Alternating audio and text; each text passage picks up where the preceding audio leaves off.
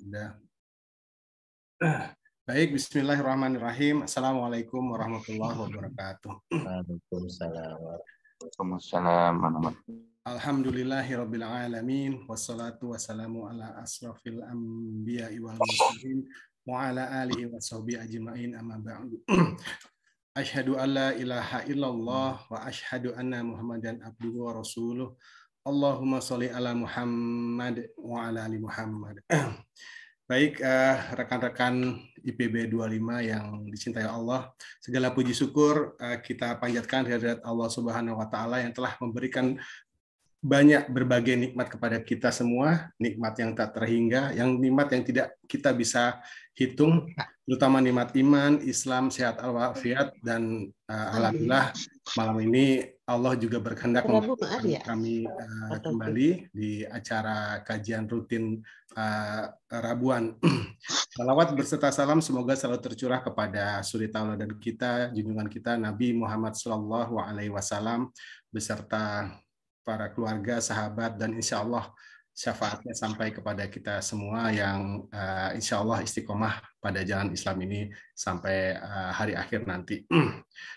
Terima kasih kepada Ustadz Sam yang terus istiqomah membersamai kita semua, menemani kita, berbagi ilmu kepada kita semua, dan juga tentunya teman-teman semua yang istiqomah juga hadir setiap Rabu malam. Baik, malam ini Ustadz Sam akan sharing atau membawakan kajian tentang memahami bahasa Quran Al-A'raf ayat 96-99 ya Ustadz ya. Yang ada sekilas saya baca tadi ada tentang makna iman dan takwa, makna barokah, hakikat bencana, dan makna makar Allah. Baik, untuk mempersingkat waktu, kami persilahkan Ustadz Sam membawakan kajiannya. Monggo Ustadz, terima kasih. Baik, bismillahirrahmanirrahim. Assalamualaikum warahmatullahi wabarakatuh. Waalaikumsalam warahmatullahi wabarakatuh. Alhamdulillahirabbil alamin. Asyhadu an la ilaha illallah wa asyhadu anna Muhammadar Rasulullah. Allahumma shalli ala sayyidina Muhammad wa ala alihi wasallam. Puji syukur kita panjatkan kepada Allah Subhanahu wa taala, salawat dan salam semoga Allah limpahkan kepada suri tauladan kita Nabi besar Muhammad sallallahu alaihi wasallam, pada keluarga, sahabat, dan pengikutnya. Alhamdulillah, terima kasih Mas Arya, dan alhamdulillah kembali ke tanah air dalam keadaan sehat ya. Alhamdulillah, mudah-mudahan dapatkan predikat umroh yang mabrur, umroh yang diterima oleh Allah, dan amal ibadah yang Allah lipat gandakan pahalanya. Dan amin. Terima kasih. Terima kasih juga kita telah didoakan di di Masjid Haram dan Masjid Nabawi. Ya, amin. Mudah-mudahan wasilah atau tawasul dengan doanya Mas Arya dan istri ya, untuk kita-kita yang ada di sini, ya Allah dikabulkan dan ijabah, dan manusia yang lebih baik.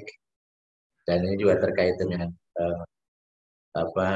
di akhir tahun ya, jadi sering ada pro kontra ya. Jadi sebenarnya sih awal-awalnya dulu ya tidak ada istilah tahun Masehi, tahun Hijriah ya. Jadi kalau ditanyakan dari Rasulullah tidak juga menetapkan tahun Masehi tahun Hijriah tertentu ya. Termasuk juga hitungan tahun Masehi ini kan hitungan-hitungan itu datang belakangan. Jadi oleh karena itu kalau ataupun kita misalnya pas kita kemudian kumpul bareng sama keluarga dan seterusnya, kemudian bikin acara syukuran, pengajian dan sebagainya, salah. Jadi tergantung isinya ya. Jadi jangan mudah kemudian senantiasa kita ini dibikin sesuatu yang tidak masalah jadi masalah. Jadi sehingga pro kontra, termasuk mengucapkan selamat, yang nggak boleh itu mengucapkan selamat tentang kelahiran Tuhan ya. Tetapi kalau misalnya selamat berkumpul dengan dengan teman macam-macam, dengan keluarga, bertibur dan seterusnya, ya sebenarnya biasa-biasa aja. Jadi, nggak juga kita jadi orang yang sangat sangat strict ya. Jadi biasa-biasa, hidup ini biasa-biasa saja. Dan baik, malam ini saya ingin menyampaikan atau membahas surat Al-A'raf ayat 96-99. Ini kaitannya dengan berkah ya. berkah. Dalam ayat 96 sampai 99 Allah berfirman, "A'udzubillahi minasyaitonir rajim. Bismillahirrahmanirrahim. Walau anna ahlal qura amanu wattaqau lafatahna alaihim barakatim minas sama'i wal ardh. Walakin kadzabu fa akhadnahum bima kanu yaksibun. Afa amina ahlul qura ay ya'tiyahum ba'suna bayatan wa hum naim. Aw amina ahlul qura ay ya'tiyahum ba'suna duha wa hum yal'abun.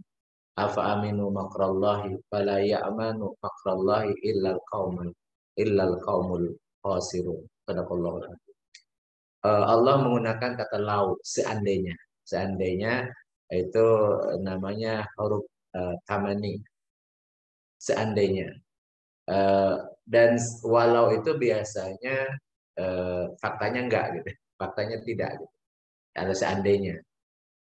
Seandainya anna sesungguhnya ahlal qura, penduduk suatu negeri. Jadi qura itu bisa negeri, bisa kota, bisa pedesaan, bisa kampung ya. Jadi atau Korea ya, qura, Korea itu sama ya.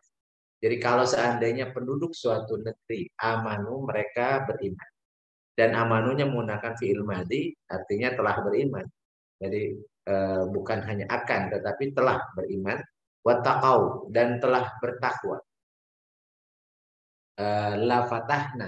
Kemudian Allah menggunakan pakai lam taukid, sungguh-sungguh pasti kami akan bukakan alaihim untuk mereka. Untuk siapa hukum itu? Untuk ahlul qura, untuk penduduk itu. Barokatin. Barokah ini jamak muannas salim. Jadi berkah-berkah. Berkah yang banyak. Minas samai, dari langit, wal ardi, dan dari bumi. Dari langit tidak hanya hujan. Tidak ada hujan berkah itu. Tapi juga banyak yang dari langit. Jadi banyak yang kita peroleh dari langit. Termasuk di dalamnya misalnya oksigen, hidrogen, CO2, macam-macam. Itu juga dari langit.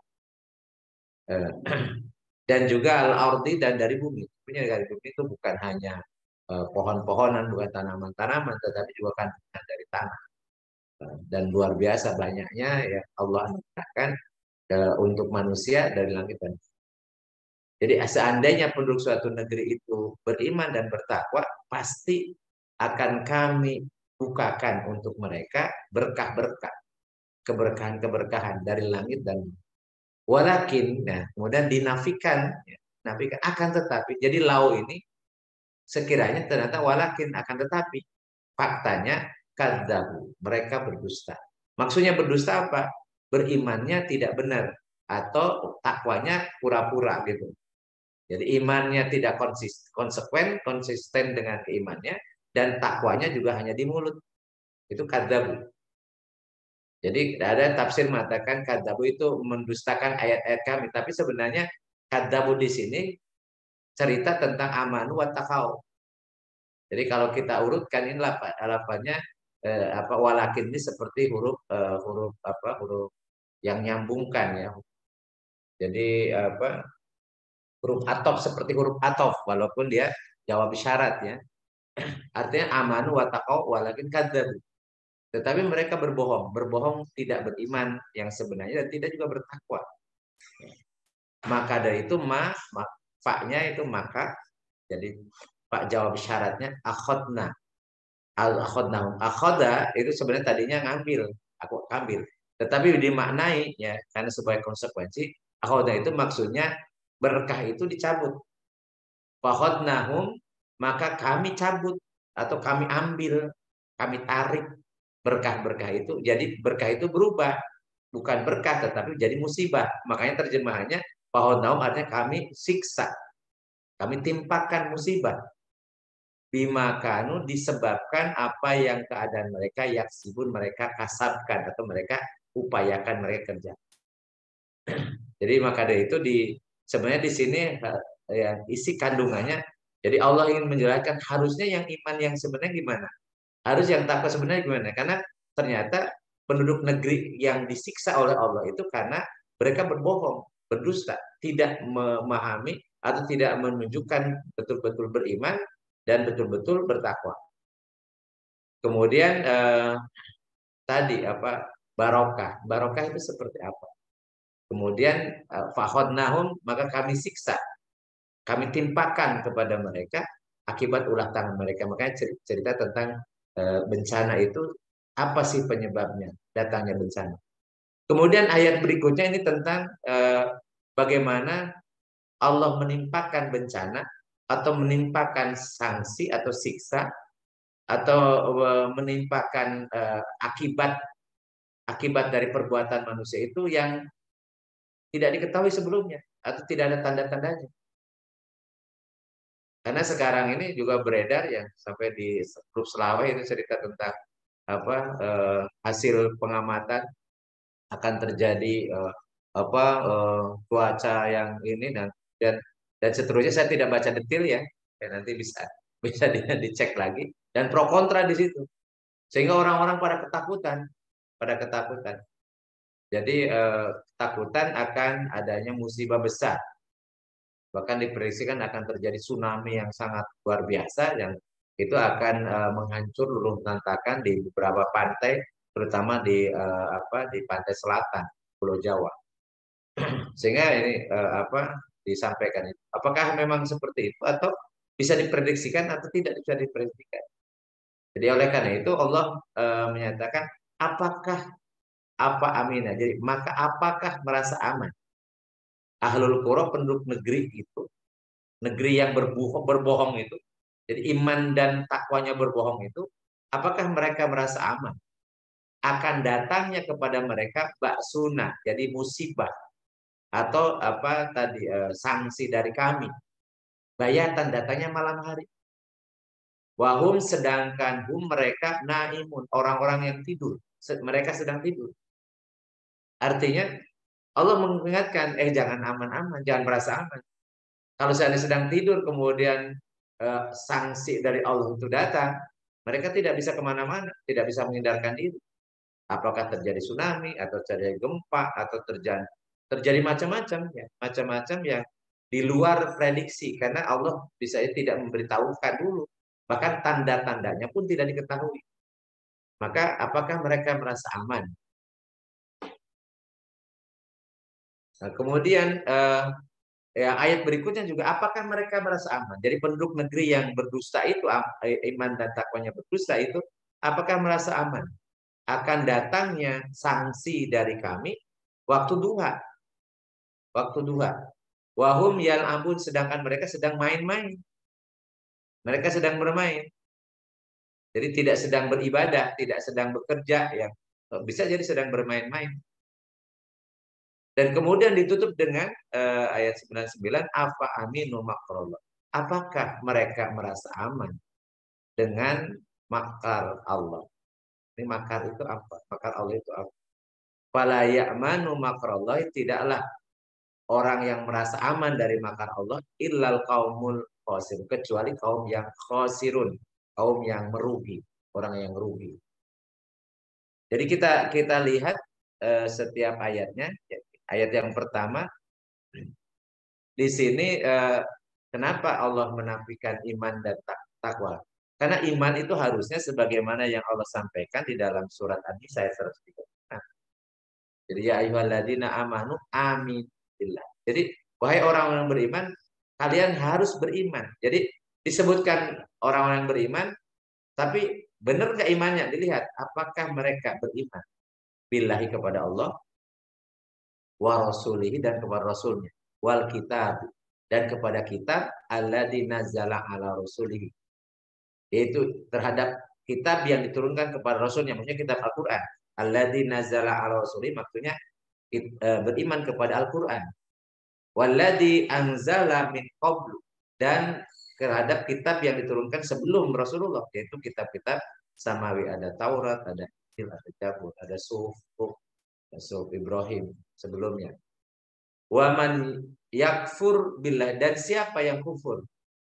Siapa yang kufur, yang kafir kepada Allah, kepada malaikat-malaikatnya, kepada kitab-kitabnya dan rasul-rasulnya, wal yaumil akhir, dan kepada hari akhir, faqad dhalla dhalalan ba'ida, maka dia telah sesat. Nah, apakah orang yang mengatakan sudah beriman itu betul-betul beriman kepada Allah? Apa bentuk beriman kepada Allah? Yaitu mau diatur oleh Allah. Mau diatur oleh. Nah, faktanya ketika Allah menurunkan seperangkat aturan yang disebut dalam Al-Quran sebagai hudan lil muttaqin, mereka tidak mau. Bahkan kemudian mereka menolak. Bahkan mereka membuat aturan-aturan tandingan yang berseberangan dengan aturan Allah. Artinya iman dia bohong. Gitu. Iman dia bohong. Apakah dia beriman kepada malaikat? Sementara dalam rukun iman kepada mereka itu tergantung termasuk juga tugas-tugas para malaikat. Apakah orang-orang ini merasa dirinya diawasi? Ada malaikat Raqib dan Atid, ada malaikat Israfil, ada malaikat Ijrail, ada Ridwan, ada Malik dan seterusnya. Nah, kalau dia beriman, dia merasa diawasi terus. Bahkan ketika berucap pun wa mayalfidu min qaulin illa ladzi raqibun atid. Tidak ada satu kata pun yang keluar dari mulut seseorang kecuali di sana ada raqibun atid. Sehingga dia kalau cerminan orang beriman dia berkata-kata dengan hati-hati, dipikirkan dulu. Apakah kata-kata yang keluar itu akan menjadi catatan bagi raqib atau catatan bagi atid? Apakah ucapannya itu berbuah pahala, kebaikan karena dia menyampaikan ilmu yang bermanfaat, dia mengajarkan ilmu yang berfaedah, dia mengajarkan sesuatu yang bernilai sehingga menjadi catatan kebaikan ucapan-ucapannya, atau justru ucapannya itu mengakibatkan keburukan atau memang ucapan berupa kebohongan, fitnah dan seterusnya sehingga akan berakibat kepada perbuatan dosa. Itu setiap kata karena dia meyakini ada raqibun, ada atid, mencatat amal baik dan buruk. Atau yang lain-lain, termasuk bagaimana mempersiapkan diri ketika dia mengimani bahwa ada namanya Ijrail, malakul maut, yang kalau sudah diutus oleh Allah, dia tidak akan mundur, tidak akan pernah menghentikan tugasnya. Tidak peduli yang didatangi ini masih sehat, segar bugar, sedang bekerja, bahkan tidak ada masalah apapun secara kesehatannya, atau memang orang sudah sakit. Ketika ditugaskan oleh Allah untuk mencabut nyawanya, maka dia tidak akan mengingkari tugasnya. Dan orang-orang siapapun dia, walaupun dia gagah perkasa, dia kekuasaan yang tanpa batas, begitu dengan ketemu dengan Ijrail, dia tidak akan berdaya. Pasti dia akan mati. Dan itu keimanan itu harus melekat bahwa kapanpun Ijrail akan datang menghampiri kita dan mencabut nyawa kita.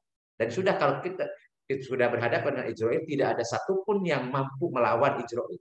Pasti dia mati. Karena ketika Ijrail diutus oleh Allah, berarti ajal orang tersebut sudah habis. Dan malaikat-malaikat yang lain. Demikian pula iman kepada Al-Quran. Al-Quran itu hudan lil muttaqin, petunjuk bagi orang bertakwa. Nah, kalau seandainya dia mengimani Al-Quran, mestinya jadikan rujukan hidup dia, way of life dia adalah Al-Quran. Tapi justru sebaliknya. Malah dia obok-obok Al-Quran, kemudian dia malah tentang Al-Quran dan seterusnya. Malah dia mengatakan beriman kepada Al-Quran, tapi Al-Quran hanya jadi pajangan. Atau disebut kitab suci, tapi nggak pernah dia pahami, nggak pernah dia baca, nggak pernah dia pahami, dan nggak pernah dia jalan. Jadi kebohongan. Demikian pula beriman kepada yaumul akhir. Iman kepada yaumul akhir artinya konsepnya dia tahu ada kehidupan sesudah dunia. Yang hidup di akhir yang abadi itu adalah khalidina fi abada, itu adalah surga atau neraka. Dan itu keimanan terhadap yaumul akhir itu akan mendorong dia untuk berbuat baik kalau dia meyakini bahwa dia ingin menjadi penghuni surga, khalidina fi abada. Atau sebaliknya, ya, dia mengimani tapi kemudian dia langgar sendiri.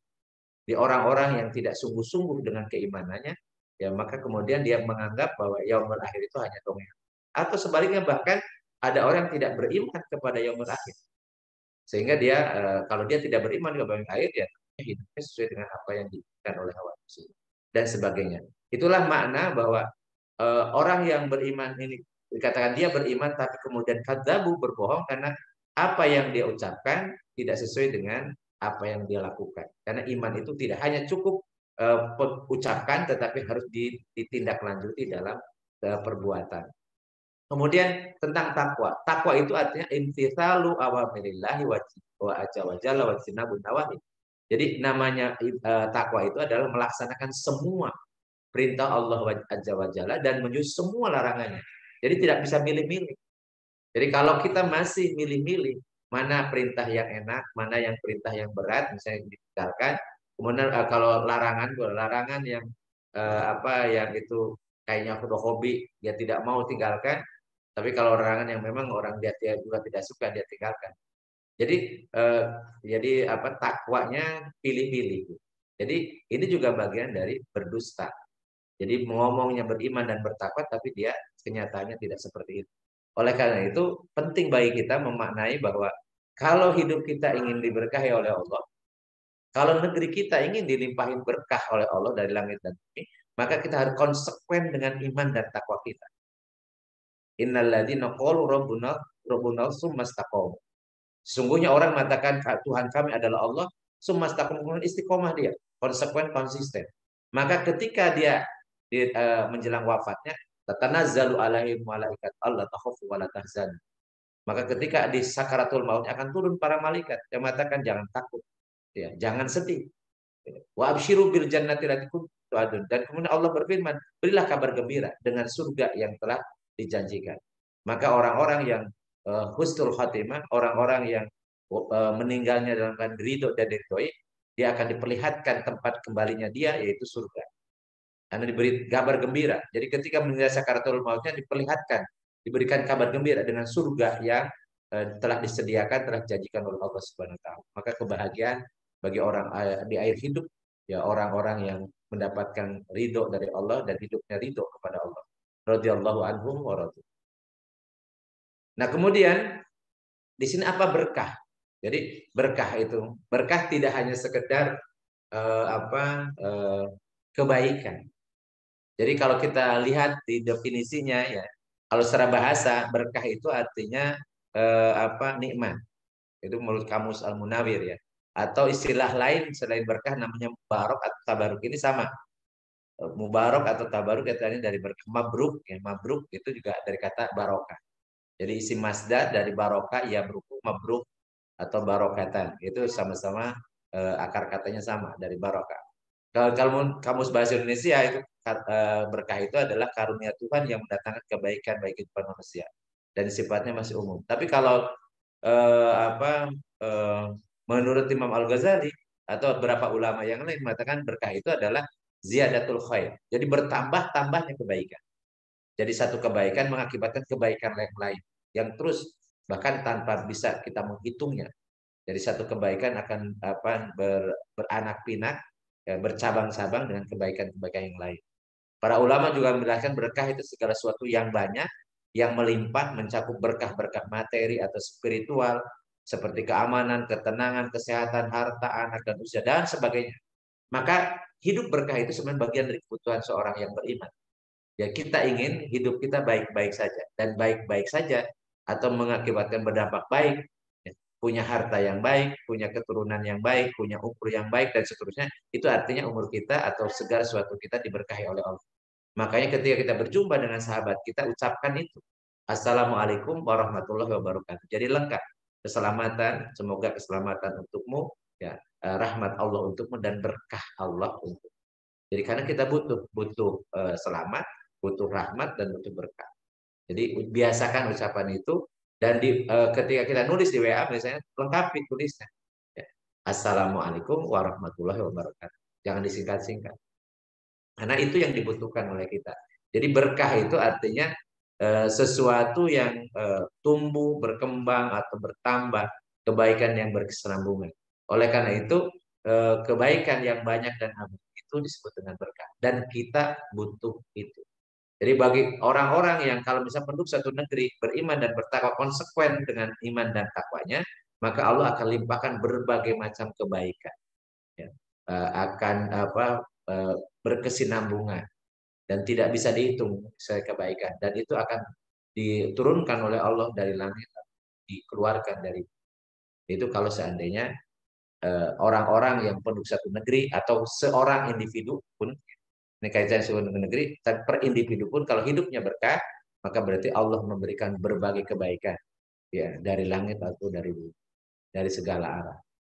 Nah, kemudian bagaimana tentang bencana? Tadi fa'akhadnahum bima kanu yaksibun. Maka kami siksa, kami datangkan bencana, kami timpakan musibah karena apa yang telah mereka kerjakan. Jadi intinya bencana, musibah, ujian itu karena ulah tangan kita sendiri. Di dalam surat Al-Ankabut ayat 40 Allah berfirman, wa kullan akhadna bidzambihi. Faminhum man arsalna alaihi hasiba wa minhum man akhadnahu sayhatu wa minhum man khasafna bihil arda wa minhum man aghraqna wa ma kana Allahu liyadlimahum walakin kanu anfusahum yadlimun. Maka masing-masing mereka itu kami siksa, kata Allah, disebabkan dosanya. Maka di antara mereka ada yang kami timpakan kepadanya hujan batu kerikil, seperti kaum Nabi Lut yang mereka mendustakan atau mereka berbuat durhaka atau melakukan perbuatan fahisah, yaitu perbuatan homoseksual, laki-laki mendatangi laki-laki, perempuan dengan perempuan. Maka perbuatan itu disebut fahisah. Orang-orangnya disebut orang-orang yang melampaui batas, orang-orang yang disebut mujrimin, orang yang dilaknat gitu ya. Maka Allah timpakan tuh hujan batu kerikil. Atau di antara mereka yang ditimpa dengan suara keras yang mengunci, sebagaimana kaum Nabi Soleh yang kemudian membunuh unta betina yang memang dijadikan ujian bagi mereka. Atau di antara mereka yang kami benamkan ke dalam bumi. Beberapa kaum ya kemudian dibenamkan, yang tadinya karena sombong dan seterusnya, kaum Iram misalnya, kemudian Allah tenggelamkan di muka bumi. Dan ada yang mereka kami tenggelamkan di lautan seperti Fir'aun dan pengikut. Dan Allah sekali-kali tidak menganiaya mereka. Jadi, tetapi mereka sendirilah menganiaya diri mereka sendiri karena tidak mau mengikuti apa yang telah Allah perintahkan. Marah mereka membangkang. Dalam yang surat Ar-Rum ayat 41 Allah mengatakan wa dhuharul fasadu fil barri wal bahri bima kasabat aydina. Jadi telah nampak kerusakan di daratan dan lautan disebabkan ulah tangan manusia. Ulah tangan manusia. Ya. Yudhiqahum ba'dul ladzi amilu la'allahum yarji'un. Supaya kami merasakan kepada mereka sebagian akibat dari perbuatan mereka agar mereka kembali mungkin ke jalan yang benar, disuruh bertobat. Nah, kemudian ayat 97, 98, 99 ini ya saya ulang lagi kaitan dengan tentang bencana itu tidak diberitahukan dan kita harus terus waspada. Apakah merasa aman penduduk suatu negeri atau kota-kota akan datangnya siksaan dari kami pada malam hari ketika mereka sedang tidur? Apakah mereka penduduk suatu kota atau suatu negeri itu merasa aman kedatangan siksa kami pada waktu matahari sepenggalah atau waktu duha? Ketika mereka sedang bermain-main, apakah mereka itu merasa aman dari makar Allah? Padahal maka tidak ada yang merasa aman dari makar Allah kecuali kaum yang berugi. Jadi makar Allah adalah sesuatu yang ditimpakan kepada mereka karena ulah kemaksiatan yang mereka lakukan. Jadi Allah akan membalas. Wa makaru wa makarullah. Wallahu khairul makirin. Mereka berbuat makar, mereka buat kerusakan di muka bumi, mereka berbuat maksiat, mereka melanggar hukum Allah, maka Allah balas. Ya. Itu bahkan akibat ulah tangan mereka sendiri. Jadi kalau kita ingin agar Allah menahan musibah yang akan menimpa kita, baik secara pribadi atau negeri kita, maka yang dilakukan harus kita adalah la'allahum yarji'un. Itu kita kembali bertobat, kembali ke jalannya, kembali kita menempati iman kita. Jadi kita harus konsekuen dengan keimanan kita, konsekuen dan konsisten dengan ketakwaan kita. Dan terus kita lakukan dengan cara tentunya bertobat. Tobatan nasuha. Tobat itu akan menghapuskan dosa yang telah dilakukan sebelumnya, kemudian akan mendatangkan kasih sayang Allah, dan kemudian akan mendatangkan rahmat dan berkah dari Allah Subhanahu wa taala. Ya, Rasulullah SAW diperintahkan agar nabi ibadi anni anal ghafurur rahim wa anna adzabi wal adzabul. Kabarkanlah wahai Muhammad kepada hamba-hamba bahwa akulah yang Maha Pengampun, yang Maha Penyayang, dan sungguhnya azabku adalah sangat-sangat pedih. Kemudian dalam surat Az-Zumar ayat 53 Allah berfirman, "Qul ya ibadiyalladzina asrafu ala anfusihim la taqnatu mir rahmatillah innallaha yaghfiru dzunubajami'an innahu huwal ghafurur rahim." Katakan wahai Muhammad, wahai hamba-hamba yang telah terlanjur menganiaya diri mereka sendiri, yang telah berlanjur berbuat dosa, maka jangan berputus asa dari kasih sayang Allah. Sesungguhnya Allah akan mengampuni semua dosa. Sesungguhnya Allah itu Maha Pengampun. Ada satu dosa yang memang tidak akan diampuni ketika tidak ditobati. Jadi sedangkan dosa-dosa yang lain, andaikan terbawa mati, selain musyrik ada peluang diampuni oleh Allah. Tetapi kalau musyrik dan terbawa mati, belum sempat bertobat ketika dia masih hidup, Maka Allah menyatakan innallaha la yaghfiru ayyushraka bihi wa yaghfiru ma duna dzalika liman yasha. Sesungguhnya Allah sekali-kali tidak akan mengampuni dosa musyrik, tetapi Allah akan mengampuni semua dosa selain musyrik kepada siapa yang kehendakinya. Jadi hanya satu dosa yang kalau seandainya belum bertobat dan kemudian dibawa mati, dan Allah tidak akan mengampuni dosa itu, yaitu dosa musyrik. Tetapi dosa-dosa yang lain, kalau orang tersebut telah bertobat sebelum dia mati, maka Allah pasti ampuni. Dan kalau ataupun terbawa mati tapi dia tidak musyrik, tidak mempersekutukan Allah dengan yang lain, maka ada peluang dosa yang terbawa mati akan Allah ampuni. Kalau ternyata ada sahabat-sahabatnya, ada anak-anak yang mendoakan Allahumma gfirlahu, Allahumma gfirlaha, maka kemudian ya Allah ampuni bagi dia laki-laki atau dia perempuan. Maka kemudian Allah terima, Allah kabulkan doanya, maka orang yang sudah meninggal itu akan Allah ampuni untuk dosa-dosa yang terbawa mati. Dan inilah salah satu cara agar kita terhindar dari sanksi, dari siksa yang Allah berikan akibat ulah tangan manusia. Intinya kita diperintahkan untuk selalu dan selalu bertobat. Ingat, makar Allah itu tanpa diduga-duga. Dan yang paling mengerikan kalau seandainya Allah menimpakan makar berupa istijrad. Istijrad itu orangnya leha-leha, orangnya aman-aman karena hidupnya dia merasa tidak ada masalah. Dia semakin lama semakin jauh dari Allah, semakin menjadi kemaksiatannya, tidak merasa takut akan siksa dari Allah. Kemudian pada waktu yang telah ditetapkan, Allah timpakan sekonyong-konyong sanksi yang sangat keras bagi kehidupannya. Itu yang paling mengerikan adalah makar Allah berupa istijrad. Ya sepertinya tidak ada masalah, tapi kemudian di ujung hidupnya dia dalam keadaan hina dina.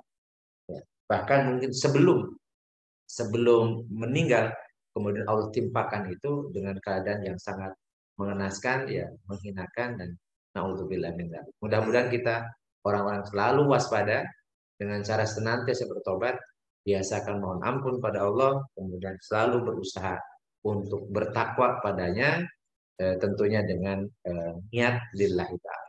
Karena takwa itu artinya melakukan perbuatan baik dengan niat lillahi ta'ala, hanya karena Allah subhanahu. Demikian yang saya sampaikan. Insya Allah kita lanjut dengan berbincang-bincang. Jadi tidak hanya saya dan teman-teman juga bisa menyampaikan apa yang berpendapat juga atau menyampaikan atau menambah. Saya kembalikan waktunya ke Mas Arya. Baik, terima kasih Ustadz Sam atas penyampaian materinya. Masih punya waktu 30 menit lebih ini buat teman-teman yang ingin menyampaikan pertanyaan, ingin berdiskusi atau apapun yang baik terkait dengan materi maupun tidak ya Ustadz ya. Ya. Dipersilahkan. Sebelum yang lain Ustadz izin saya bertanya ya Ustadz terkait yang ayat 96-nya Ustadz ya tentang bahwa kita karena kita dusta dari iman dan takwa kita akan diberi siksaan neraka gitu ya, siksaan memberikan siksa oleh Allah. Nah, saya memahaminya dusta itu salah satunya kan kebohongan juga Ustadz ya. Nah, ini bagus buat introspeksi diri kita gitu ya Ustadz ya. Kalau melakukan dusta atau apapun lah keburukan kita segera bertobat. Nah, pandangan Ustadz gitu kalau kita melihatnya dustanya tuh yang tingkatannya sudah level yang sangat tinggi gitu ya. Ustadz kan dibicarakan juga di grup-grup itu gitu ya bahwa sampai dusta dalam memilih satu kepemimpinan gitu ya sudah bisa diatur semuanya gitu ya. Nah, apa yang Ustadz sarankan atau Ustadz bisa berbagi terhadap kita yang sebenarnya kita nggak bisa berbuat apa-apa gitu terhadap hal tersebut gitu Ustadz ya. Dusta-dusta yang levelnya sudah tinggi, kita juga nggak punya akses ke sana gitu ya. Jangan sampai kita kehilangan harapan juga gitu ya, tidak ikut misalnya melakukan pemilihan karena sudah hopeless gitu ya, karena udahlah sama aja hasilnya gitu. Demikian Ustadz. Ya, intinya dusta itu tidak diperbolehkan. Bahkan Dusta itu kan lawannya adalah jujur, as-sidqu ya. Jadi jujur itu akan memberi jalan kepada kebaikan. Kebaikan itu akan berjalan ke surga. Jadi orang yang biasa jujur maka oleh Allah akan dicatat sebagai orang jujur. Demikian pula berbohong. Berbohong itu menjadi jalan untuk berbuat fajir, berbuat maksiat. Dan perbuatan maksiat itu akan menjadi jalan ke neraka. Dan kalau orang biasa berbohong, biasakan berbohong, maka dia akan dicap oleh Allah sebagai pendusta, kadzab, dusta. Jadi kalau sudah Allah yang menstempel pendusta, dia susah. Nah, yang ini secara umum ya, secara umum baik pribadi atau kelompok, berbohong itu nggak boleh. Jadi yang dibolehkan berbohong cuma 3. Yang pertama berbohong untuk mendamaikan 2 kelompok manusia atau 2 orang yang sedang berseteru, kemudian didamaikan, 2 orang muslim atau 2 kelompok muslim atau 2 ormas muslim ya, yang sedang berseteru kemudian didamaikan, atau berbohong untuk menyenangkan istrinya, tapi tentunya bukan untuk berbuat maksiat, tapi bohong yang boleh gitu ya. Atau berbohong untuk menghadapi musuh, jadi dalam peperangan. Hanya 3 itu, sisanya nggak boleh. Dan salah satu karakter orang munafik adalah ya kalau dia berbohong baru kata faidah haddasa kadzdzaba. Kalau dia berbicara bohong. Jadi bohong itu menjadi karakter munafik. Dan naudzubillah min dzalik, jangan sampai kita ikut-ikut jadi munafik. Nah, bagaimana ceritanya kalau kebohong itu sesuatu yang dilakukan oleh pihak yang berkuasa sementara kita tidak punya akses. Ya, tidak punya akses untuk itu. Tapi bagaimana? Jadi setiap ya wala taziru wajiratun bijra ukhra. Setiap orang berdosa tidak akan memikul dosa orang lain.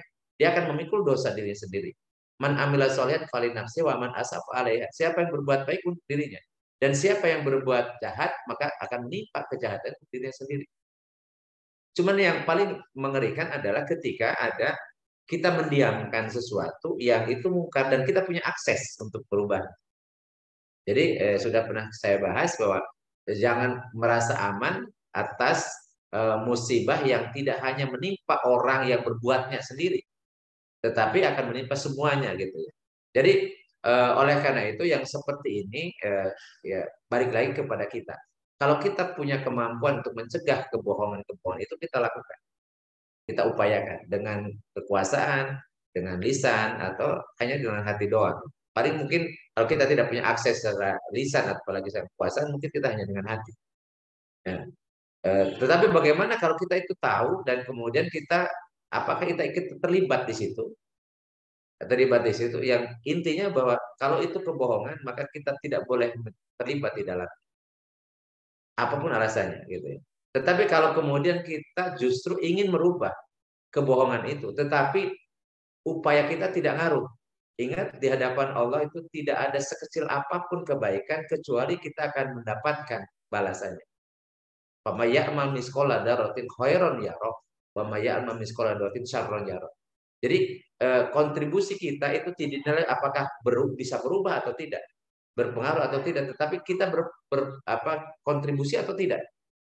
Jadi siapa yang berbuat baik meskipun sebiji sawi mungkin tidak ngaruh, tidak kelihatan, tetapi Allah akan membalasnya, akan melihat hasil. Kita akan melihat hasil. Demikian pula keburukan. Meskipun sebiji sawi, kita tidak bisa melihat ini keburukan ini nggak ngaruh misalnya. Tapi bagi yang bersangkutan, pasti Allah akan memperlihatkan ini karya kamu, keburukan yang kamu lakukan. Mungkin tidak kelihatan pengaruhnya, tapi ada di catatannya malaikat dan itu akan mendapatkan balas. Oleh karena itu, kalau kita tahu ini kebaikan, lakukan sekecil apapun. Tahu itu keburukan, jangan ikut serta. Gitu. Dan kalau misalnya kita tidak bisa akses untuk berubahnya, minimal dalam hati.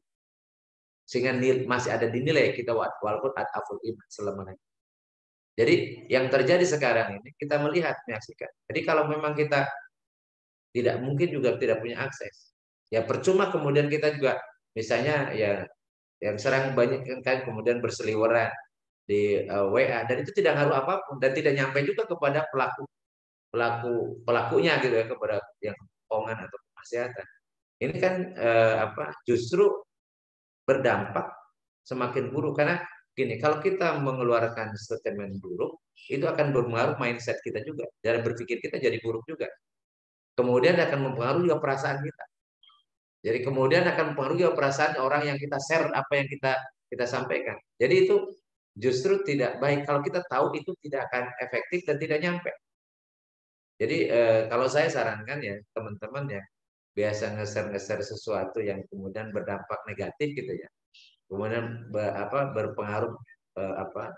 Kalau energi negatif itu kemudian berpengaruh negatif juga gitu ya. Itu hendaklah kita tidak perlu mengeser yang komunitasnya itu udah tahu kita komunitasnya umum dan itu bisa pro kontra gitu ya.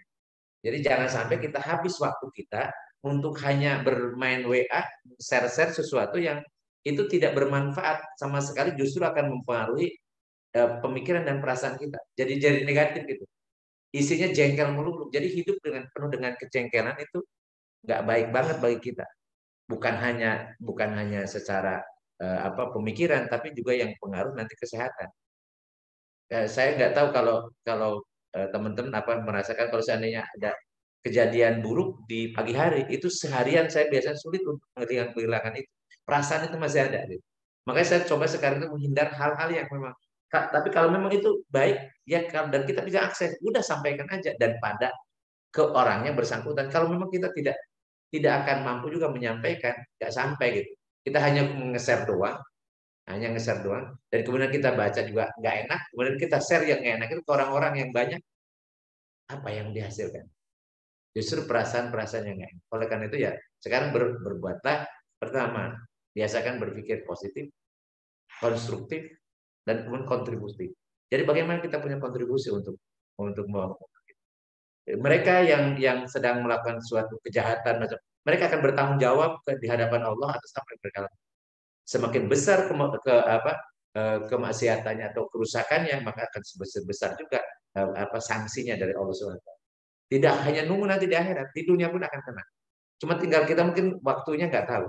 Dan sebenarnya orang-orang yang sedang biasa berbuat bohong itu, sekarang pun sebenarnya mereka sedang menderita.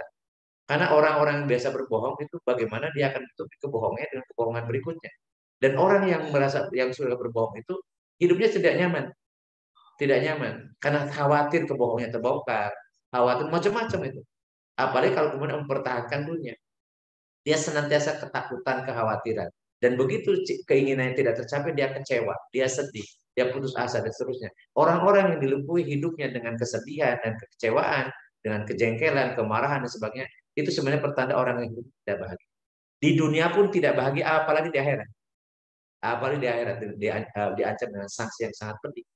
Na'udzubillah min dzalik. Maka biasakan kita hidupnya ya, positif, menyebarkan energi positif, berpikir positif, kontributif gitu ya, dan memotivasi orang untuk berbuat baik. Dan kita ikut serta sekecil apapun ya kontribusi kita untuk memperbaiki umat ini, untuk memperbaiki bangsa ini kan, untuk memperbaiki apa yang kita lihat sekarang ini terjadi kerusakan-kerusakan. Ya. Dan kalau memang kita mau kritik pada orang yang memang perlu dikritik gitu. Tapi kalau misalnya cuma hanya nyebar kritik dan tidak ngaruh apapun dan memang bukan sasarannya, malah kemudian mengkondisikan suasana yang negatif yang enggak enak. Itu yang pemahaman saya ya. Teman-teman bisa tidak sependapat dengan saya. Ya, itu hak teman-teman. Tapi saya itu berusaha hidup itu nyaman gitu. Maksudnya kita mengkondisikan, biasakan positif, kontributif yang tadi, yang solutif ya, kita ngasih solusi. Jangan cuma hanya melemparkan sesuatu isu, ya kemudian tidak bertanggung jawab, dia kemudian lari. Bahkan terus membombardir grup WA ya dengan berbagai macam share, dia sendiri belum baca macam-macam. Jadi membuat artinya suasana ya gak nyaman. Ya hiduplah wajar, hiduplah positif ya, menyebarkan kemanfaatan gitu ya. Walau alam bisawab. Baik, terima kasih Ustadz mencerahkan. Alhamdulillah. Silahkan buat teman-teman yang lain. Ada Uda Daniel, Kang Cucu, ada banyak nih. Ada Teh Evelyn, ada Teh Uni Irawati, ada Ustazah Imam, Mbak Tini, dan banyak lagi ya. Kang Cucu sudah buka kamera. Silahkan jika ingin ada ditanyakan. Monggo Kang. Ya, terima kasih Pak Kang Arya. Suaranya kecil. Oh ya, terima kasih Kang Arya. Oke, ya, ini harus mikir deketin.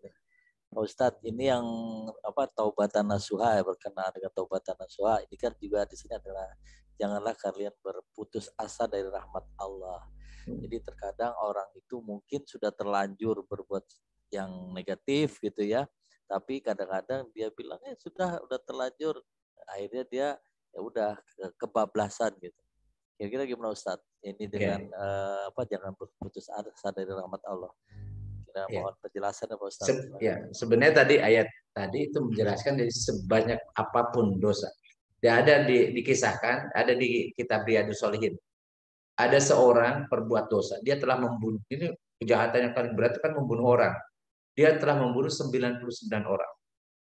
Tapi dia menyesal luar biasa, Dia ingin bertobat. Tapi dia tidak tahu bagaimana cara tobatnya gitu. Nah, kemudian ditunjukkan kepada seorang yang berilmu. Tapi dia orang alim, tetapi tidak bijak. Ya. Karena banyak orang alim, pintar, tapi nggak bijak. Kemudian dia nanya kepada orang alim itu, "Wahai saya telah membunuh 90 orang. Tapi saya menyesal, saya ingin bertobat. Bagaimana caranya?" Ternyata saya yang pintar ini mengatakan, tidak mungkin Allah mengampuni dosamu. Karena membunuh satu orang saja, itu seperti membunuh semua orang. Dosa besar, apalagi kamu 99. Nah ternyata muncul lagi tuh karakter buruknya, saking jengkel, karena yang disampaikan oleh orang alim ini ternyata energi negatif sama orang ini. Jadi begitu muncul terpengaruhlah negatifnya itu kan, dibunuh lagi dia. Jadi tadinya mau taubat malah tambah korban, jadi membunuh 100 orang. Tapi semakin menyesal dia, semakin kan datang ke orang pintar ini mau dapat petunjuk, sedang mau bertobat gitu. Tapi ternyata malah tambah dibunuh juga orang ini, orang alim ini, karena berpendapat tidak sesuai dengan yang diinginkan kan, jadi tidak memberikan solusi gitu. Nah kemudian saya gelisah, kemudian ada yang menyampaikan, ada seorang yang alim dan bijak, jadi alim dan bijak dia, ya, ditunjukkan kepada orang. Artinya dia karena dia memang betul-betul pengen bertobat, maka datanglah orang. Ternyata betul orangnya ini dia tidak memandang seseorang itu dari apa yang negatif, tapi dia melihat hal positif. Jadi orang alim yang bijak ini, orang ini memang telah membunuh dan itu tidak bisa anulir karena sudah terjadi, sudah membunuh. Dia datang, ya aku telah membunuh 100 orang. Aku tapi menyesal mau bertobat. Bagaimana caranya? Jadi orang yang alim yang bijak ini melihat sisi positifnya. Dia pengen bertobat. Dia mau lebih baik gitu, mau lebih baik. Bukan dilihat jadi telah membunuhnya gitu. Karena yang telah membunuh sudah terjadi. Gitu. Apa yang kata yang orang alim yakin? Kalau engkau betul-betul bertobat, tinggalkan daerah. Kamu pindah hijrah ke tempat orang-orang yang soleh, orang-orang soleh, orang-orang baik. Dan dia senang sekali, berterima kasih karena diberikan solusi. Bagaimana caranya? Tinggalkan wilayahmu, daerahmu, daerah tukang orang maksiat, pergi menuju ke tempat orang-orang soleh. Dan dia kerjain langsung dia senang banget. Dia kemudian pergi tuh dari ini, jadi keluar dari daerah dia, kemudian berjalan. Dan kemudian ternyata di tengah jalan ajal dia tiba. Ajalnya ini datanglah Israil, cabut nyawanya.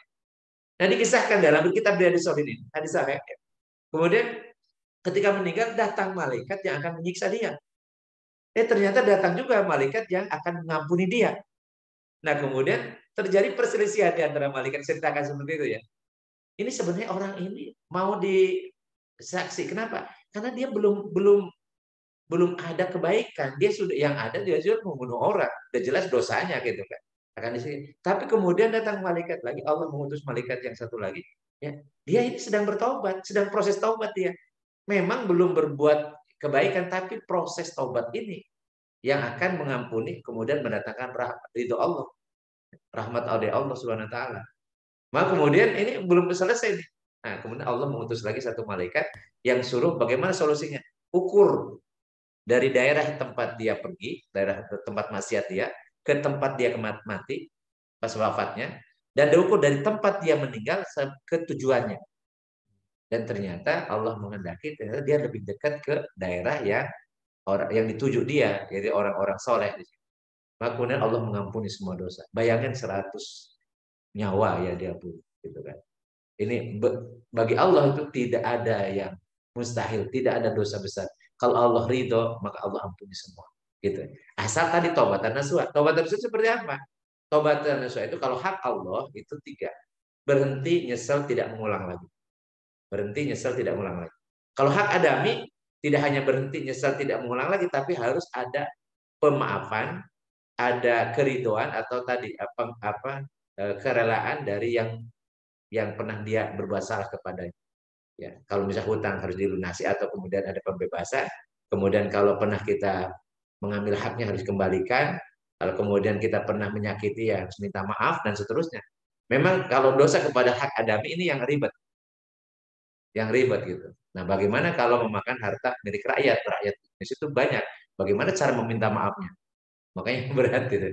Memakan dana umat itu jauh lebih berat ketimbang memakan harta milik individu. Jelas personalnya ada orang jelas minta maafnya, terus jelas membayar. Walau alam. Baik, Ya, terima kasih, terima kasih, Pak. Semoga mencerahkan dan menjawab ya, Kang Cucu. Baik, terima kasih. Udah Daniel sudah raise hand, monggo langsung disampaikan pertanyaan atau bahan diskusinya.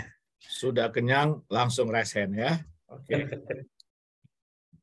Assalamualaikum warahmatullahi wabarakatuh. Waalaikumsalam warahmatullahi wabarakatuh. Jadi kalau kita lihat orang-orang tertentu, mungkin yang dari golongan kafirun ya, kemudian dari golongan-golongan yang ya agamanya mungkin seperti itu ya, kemudian juga yang mungkin dari yang Muslim tapi ideologinya mungkin liberal, kapitalis, komunis ya, mungkin berbohong tuh mungkin buat mereka bagian dari politik gitu ya, biasa gitu. Tapi ada dari yang mengikuti mereka itu dari kaumnya kita gitu ya, kaum muslimin, agamais ya, yang kita tahu bahwa mereka ngerti agama gitu loh, ngerti Quran, ngerti tidak boleh berbohong, ngerti harus jujur gitu ya. Tapi mereka tetap melakukan gitu ya. Ya. Pertanyaannya, apakah memang ada satu mereka mengartikan apa yang ada di Quran bahwa mengikuti ulul amri gitu ya, pemimpin, apapun salahnya pemimpin, bahwa mereka di mata Allah tidak disalahkan gitu. Apakah ada yang mereka ambil itu sampai berani ya mereka ya tidak takut akan ketidakberkahan ya, tidak takut dengan segala macam azab baik yang ada di dunia maupun di alam barzakh, tidak takut itu. Ya, itu pertanyaan saya. Mungkin ada yang seperti itu ya, Ustadz ya, yang pokoknya kalau gue ikutin ulul amri, gue yakin nggak akan disalahkan oleh Allah. Kira-kira dari saya pertanyaannya sederhana aja, karena aduh banyak sekali yang seperti itu ya kita lihat di depan kita ya, dan tenang-tenang aja gitu loh. Terima kasih dari saya. Assalamualaikum warahmatullahi wabarakatuh. Waalaikumsalam. Jadi Allah Subhanahu wa taala menurunkan satu surat. Suratnya Al-Ma'un. Al-Ma'un itu barang yang bermanfaat, barang yang berfaedah. Tapi isinya menjelaskan tentang orang-orang munafik. Tentang orang-orang munafik. Aro'aita. Apakah engkau mengetahui? Atau bagaimana pendapatmu gitu ya. Terjemahannya. Ini kepada Rasulullah. Jadi Allah berfirman kepada Rasul, tahukah engkau wahai Rasul? Atau apakah engkau tahu wahai Rasul? Aro'aita alladzi yukadzibu biddin. Orang yang yukadzibu berdusta. Bidin dengan agama. Jadi biasanya terjemahannya itu kalau yang ada di tafsirnya itu mendustakan agama. Bi-nya dibuang. Padahal bi itu inti, jadi huruf jar-nya itu inti. Tahukah engkau wahai Muhammad, atau apa engkau tahu wahai Muhammad, orang yang berdusta dengan agama. Dengan agama. Siapa itu? Ya, fadzalika yadu'ul yatim. Yaitu orang yang yadu'ul yatim. Jadi menghardik anak yatim, maksudnya dia menggunakan nama anak yatim, tapi anak yatimnya nggak dikasih. Anak yatimnya tidak diperhatikan. Jadi dia menggunakan anak yatim ya, untuk mencari dunia, tapi yang anak yatimnya nggak diabaikan sama dia. Itu yadu. Jadi itu mengabaikan. Jadi menggunakan namanya anak yatim untuk menghimpun materi dan sebagainya, tapi anak yatimnya nggak dikasih. Wala yahudu ala ta'amil miskin. Dan juga dia tidak mendorong orang untuk memberi makan orang miskin. Karena dia mengumpulkan untuk orang miskin, tapi setelah itu dia makan sama dia untuk kepentingan dia. Orang miskinnya nggak diabaikan, nggak dikasih makan sama dia. Padahal waktu menghimpunnya itu untuk orang miskin, untuk orang duafa. Tapi orang duafanya nggak dikasih gitu. Itu orang yang berusaha dengan agama. Kemudian wawailul lil musallin. Lebih parah lagi dia sholat. Celakalah orang sholat. Maksudnya siapa musallin? Orang yang sholatnya ya, alladzina ang sholatim sahun, itu orang yang sholatnya sahun. Siapa yang sahun itu? Alladzina hum yuraun. Jadi sholatnya itu riya. Jadi dia sholat supaya dilihat orang bahwa dia itu ahli agama. Dia itu agamanya bagus gitu ya. Karena sahun itu artinya lalai. Dia tidak keluar dari jiwanya, dari bentuk ekspresi keimanannya. Jadi sholat, makanya kata Rasulullah, ketahuilah kalau ada orang sholat isya dan sholat subuh berjamaah di masjid, pasti bukan orang munafik. Kenapa? Karena orang munafik itu kalau sholat, itu dilihat dulu, ada banyak orang nggak bisa melihat dia atau tidak. Kalau malam isya itu dulu tidak ada lampu, gelap gulita. Kalau subuh itu masih gelap, nggak kelihatan. Sehingga orang-orang munafik tidak akan hadir di situ. Karena nggak ada orang yang melihat. Makanya alinahum yuraun. Itulah orang yang celaka, sholatnya celaka, yaitu sahun, yaitu alladinahum yuraun. Dan dia sholat, tapi wayam naunal maun, dia juga tidak mau berbagi barang-barang yang masih digunakan, masih bermanfaat. Jadi ayat surat ini, surat Al-Maun itu surat orang munafik. Dia berdusta dengan agama. Dia menggunakan agama, dalil-dalil macam-macam. Penampilannya ya sholat ya macam-macam. Bahkan kalau sholat dikit banyak orang itu di paling depan, penampilannya paling oke gitu ya. Bahkan gerakannya juga sampai luar biasa, kelihatan khusyuk banget. Itu kalau ada orang-orang dilihat. Tapi kemudian kalau nggak ada orang, nggak ada yang melihat, dia malas. Wa idza qamu ila sholati qamu kusala. Kalau teman sholat, sholatnya juga malas-malasan. Kalau tidak ada orang yang melihatnya gitu. Itu makanya fawailul lil musallin. Kalau orang yang beriman nggak mungkin ada sholat yang celaka, nggak mungkin. Karena bertentangan dengan firman Allah, innal ladzina yatuna kitaballah wa aqamus sholata wa anfaqu mimma razaqnahum sirra ala yarjuna tijaratan lan tabur. Sesungguhnya orang yang membaca Al-Qur'an dan yang menegakkan sholat dan orang yang berinfak baik sembunyi atau terang-terangan, mereka sedang mengharapkan perniagaan yang tidak akan pernah rugi. Jadi nggak mungkin ada wailul musallin kalau itu orang beriman. Jadi celaka orang sholat itu maksudnya orang munafik. Sholatnya orang munafik. Bukan orang munafik. Jadi makanya jangan sampai kemudian dengan ayat ini kemudian percuma sholat juga ada sholat yang celaka. Itu kalau orang munafik. Tapi kalau orang beriman itu pasti sholatnya itu tidak akan pernah rugi. Ya, walaupun mungkin khusyuknya hanya berapa persen, tapi tetap sholat itu akan Allah berikan pahala. Bahkan sholat, jangankan sholat yang wajib, sholat sunnah 2 rakaat fajar sebelum subuh, qobliyah subuh, itu sama dengan mendapatkan pahala dari Allah seperti orang yang memiliki dunia dan seisinya. Itu baru sholat sunnahnya, apalagi sholat wajib, luar biasa gitu kan. Jadi cerita fawailul musallin itu cerita tentang sholatnya orang munafik. Dan orang munafik itu biasanya pamer, ingin dilihat, ya. Kemudian dia cari dalil, cari pembenaran. Orang munafik dalam surat Al-Baqarah kan banyak sekali. Ketika la tufsidu fil ard qalu innama nahnu muslimun. Dia mengatakan orang munafik, enggak, kami enggak buat kerusakan. Kami ini orang-orang yang memperbaiki dan cari macam-macam. Ya. Jadi orang-orang munafik itu senantiasa cari dalil, cari pembenaran. Ya, sebenarnya hatinya dia tidak beriman. Hatinya kotor. Fi qulubihim maradun. Fazadahumullahu maradun. Dan orang munafik itu di dalam hatinya ada penyakit. Maka Allah tambah penyakitnya. Kan di ayat di awalnya tuh, wa minan nasi ma yaqulu amanna billahi wa bil yaumil akhir wa ma hum bimumin. Ya, di antara manusia ada yang mengatakan kami beriman kepada Allah dan yang lain, padahal mereka tidak beriman. Mereka bukan beriman. Yukhadi'unallaha walladzina amanu wa ma yad'una illa anfusahum wa ma yash'urun. Ya, mereka mau menipu Allah dan orang yang beriman, tapi mereka tidak menipu kecuali menipu dirinya sendiri. Jadi apapun alasannya, pokoknya pembenaran itu ya memang biasa diucapkan oleh orang-orang munafik. Dan Allah telah menjelaskan karakter orang munafik. Dan dalam surat Al-Baqarah, kalau berbicara tentang orang beriman cuma 5 ayat doang. Orang-orang bertakwa ya, takut. Kemudian cerita tentang orang kafir cuma 2 ayat saja. Ya, innalladzina kafaru sawaun alaihim andartum am lam tunzirhum la yu'minun. Khatamallahu ala qulubihim wa ala sam'ihim wa ala absarihim bisawatu barum adzabun. Sedangkan orang munafik dari berapa ayat? 13 ayat kalau tidak salah. Jadi bagaimana karakter orang munafik?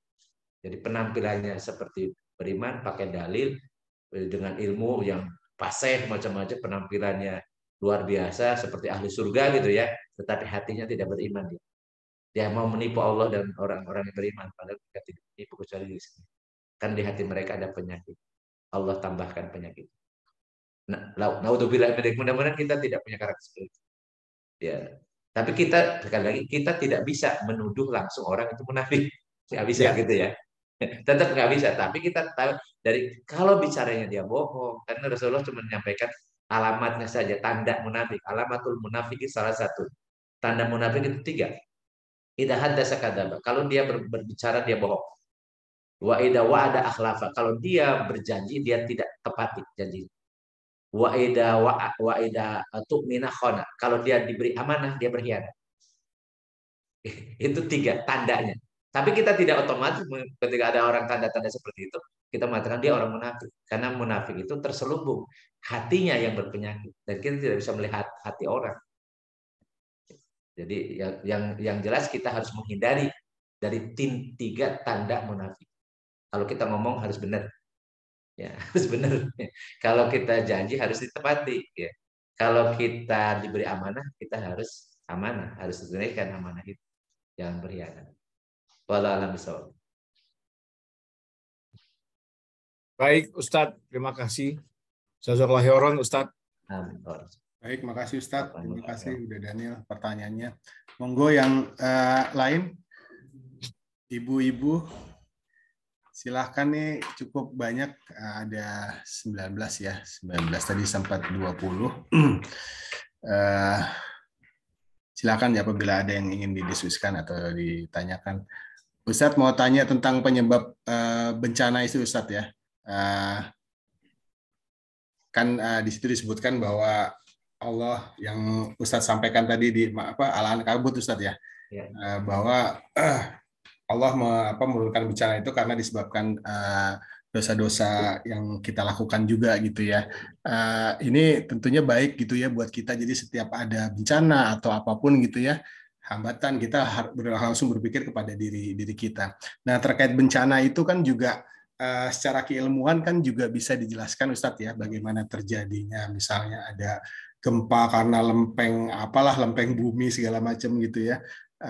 Nah itu bagaimana Ustadz ya mensinergikan itu antara bencana secara keilmuan itu bisa dijelaskan dengan bahwa bencana-bencana itu disebabkan oleh dosa-dosa kita ya. Tentunya kita sebagai orang beriman tentunya kita sangat percaya gitu ya bahwa pada akhirnya semua bencana itu kan juga ada yang menggerakkan ya Ustadz ya, tentunya Allah Subhanahu Wa Taala gitu yang mungkin disebabkan oleh dosa-dosa kita. Mohon pencerahannya Ustadz. Ya, ini hal yang sangat penting. Para ilmuwan tuh berbicara tentang bencana itu kalau sudah kejadian. Kalau kejadian, dia berkena ini karena lempeng macam-macam itu karena sudah kejadian. Tetapi dia berbicara tentang potensi juga. Tapi potensi itu belum tentu terjadi kalau Allah tidak menghendaki. Gitu ya.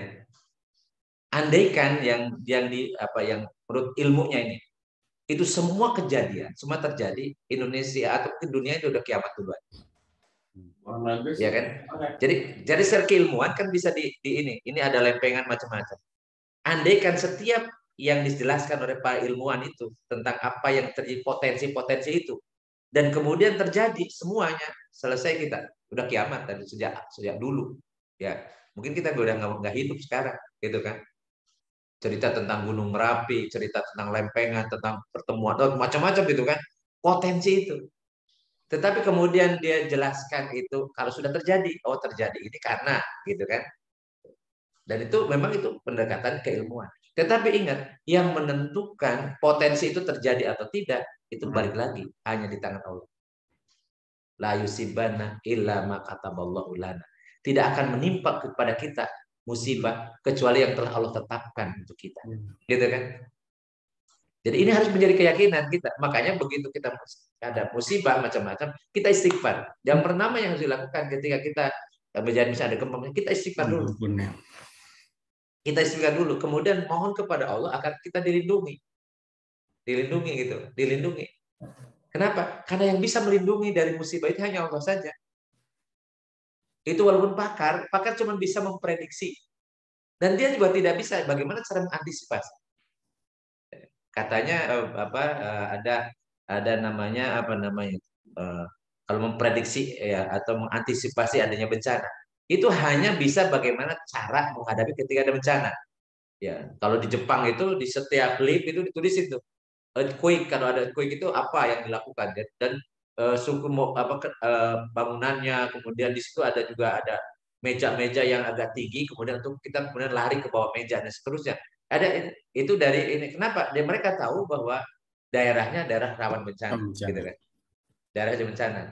Dan mereka hanya bisa bagaimana cara berusaha untuk menghindar dari korban gitu ya. Tetapi tidak bisa mengantisipasi, tidak bisa kemudian mencegah terjadinya bencana. Dan mereka cuma tahu bahwa daerah mereka adalah potensi bencana, rawan bencana. Hanya bisa itu saja. Termasuk yang kemarin yang dirilis itu ya, nggak tahu dari siapa gitu kan, akan terjadi tsunami besar, apa namanya? Badai besar macam-macam gitu kan. Sampai ada pro kontra itu. Saya nggak baca lengkap juga di grup Selawek itu, saya nggak tahu. Kan ada versus itu ya. Saya kemudian ini ada orang BRIN ya, saya. Dua BRIN-nya. BRIN versus BMAG. BRIN oposisi.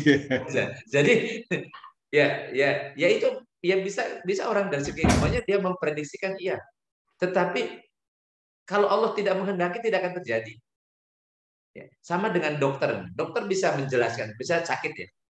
Atau misalnya potensi untuk kemudian orang jadi sakit gitu. Ini kalau makan ini, kalau banyak makan ini macam-macam gitu ya, maka potensinya ini. Tapi itu yang bersangkutan bisa iya sakit, bisa tidak. Karena sakit itu yang memberikan Allah.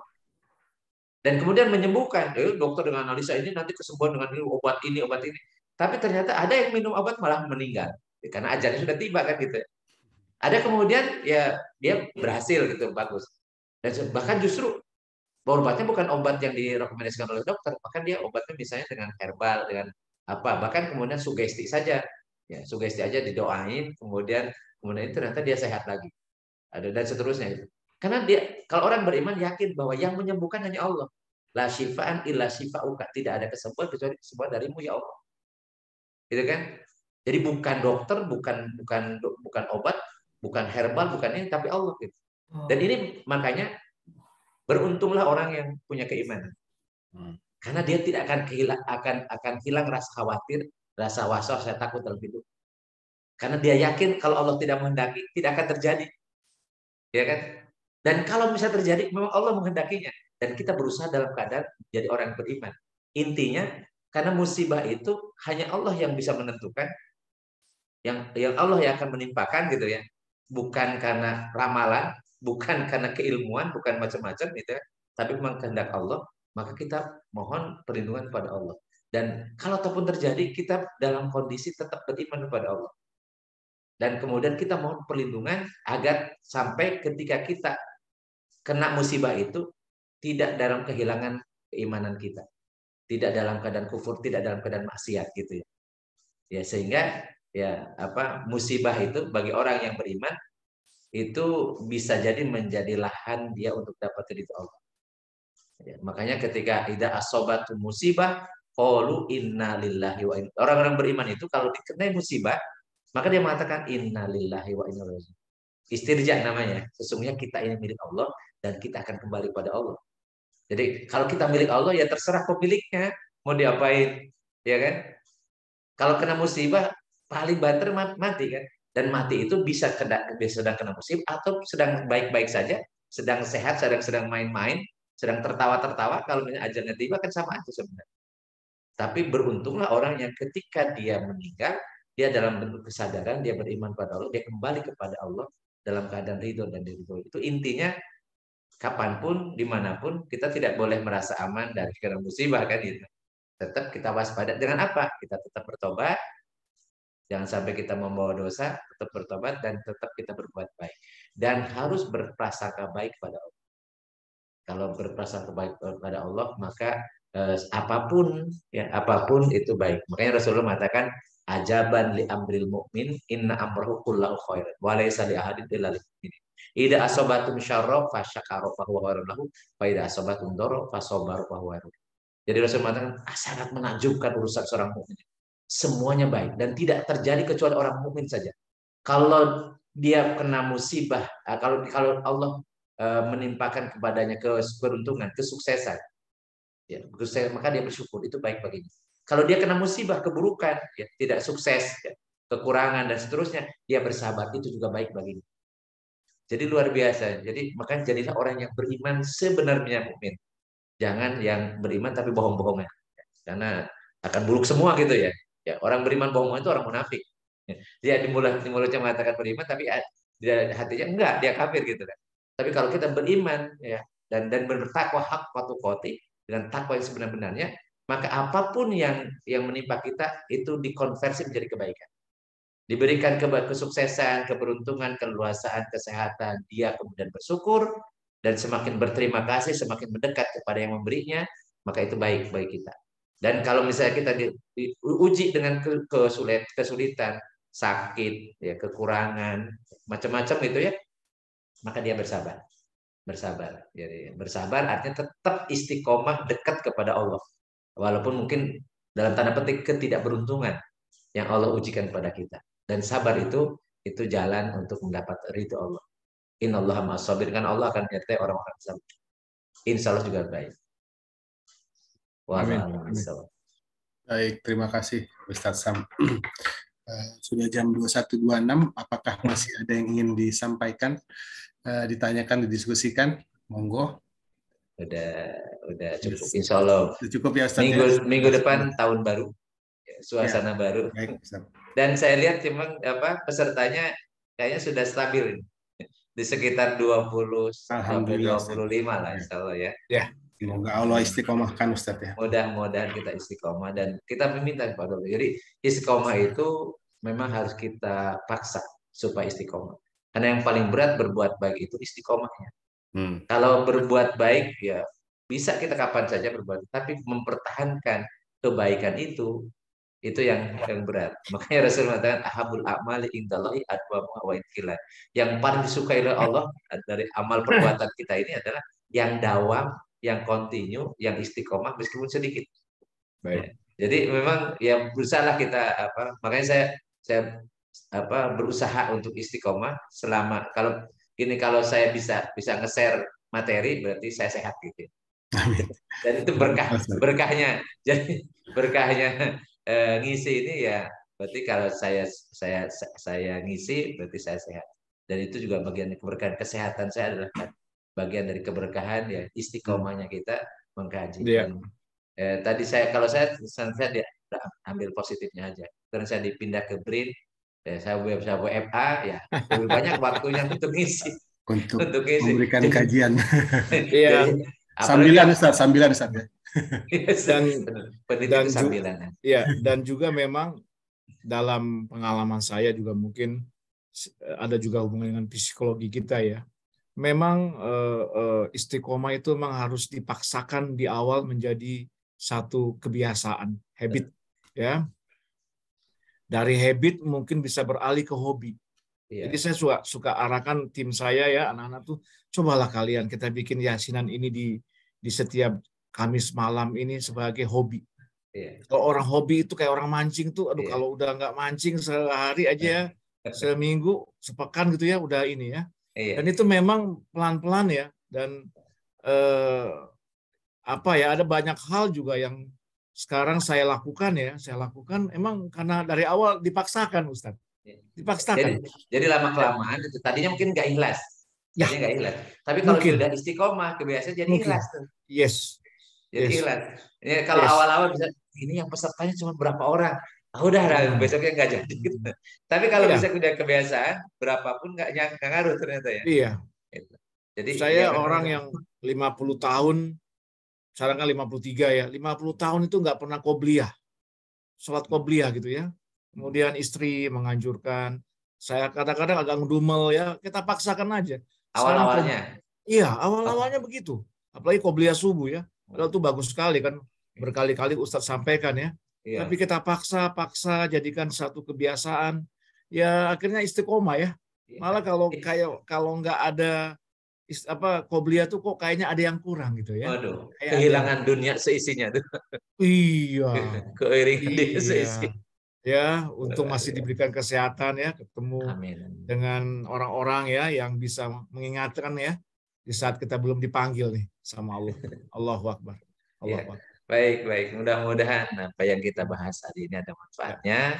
Dan mudah-mudahan Allah selalu menjaga kita menjadi orang yang ditetapkan oleh Allah husnul khatimah ya. Amin. Amin. Allahumma sholli wa sallim wa barik ala sayyidina habibina karimin hudurina wa ala Muhammad wa sallim radhiyallahu tabarak wa ta'ala li sahabati Rasulillah ajmain. Amin. Allahumma anfa'na bima 'allamtana wa 'allimna ma yanfa'una wa zidna ilman nafi'an. Allahumma yassir lana umurana kullaha wa la tu'assir alaina. Allahumma inna nas'aluka husnal khatimah. Allahumma inna nas'aluka husnal khatimah. Allahumma inna nas'aluka husnal khatimah. Rabbana auzi'na an nashkura ni'mataka allati an'amta alaina wa ala walidaina wa an na'malan shalihan tarda wa adkhilna bi rahmatika fi ibadika salihin. Rabbana atina hasanah wa fil akhirati hasanah wa qina adzabannar. Wa sallallahu ala sayyidina Muhammadin wa ala alihi wa sahbihi wa barik wa sallim. Subhanakallahumma wa bihamdika asyhadu an la ilaha illa anta astaghfiruka wa atubu ilaik. Subhana rabbika rabbil izzati amma yasifun wa salamun alal mursalin walhamdulillahi rabbil alamin. Assalamualaikum warahmatullahi wabarakatuh. Waalaikumsalam warahmatullahi wabarakatuh. Waalaikumsalam. Terima kasih Waalaikumsalam. Jazakallahu khairan Ustaz. atas kajiannya. Terima kasih teman-teman semua sudah hadir. Kita ketemu minggu depan, insya Allah tahun 2023. Amin. Amin. Sehat terus. Sehat terus, semangat terus ya. Amin. Izin Pamit. Pamit. Ya, Undur diri.